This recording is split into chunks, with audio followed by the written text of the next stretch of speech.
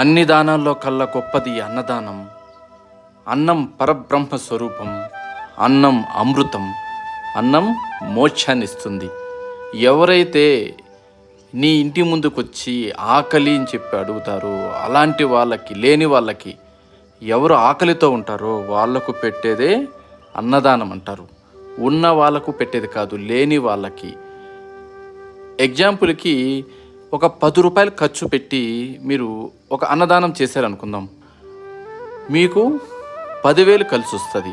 అంత ఫలితాన్ని ఇస్తుంది. అన్నదానం ఈజీ కాదు, ఆషామాషి కాదు. ప్రకృతి, నేచర్ చూస్తూ ఉంటుంది. ఖచ్చితంగా మీకు 10కి 10,000 కలిసి వస్తుంది. అంత ఫలితం ఇస్తుంది అన్నదానం అనేది. లేని వాళ్ళకు పెట్టాలి.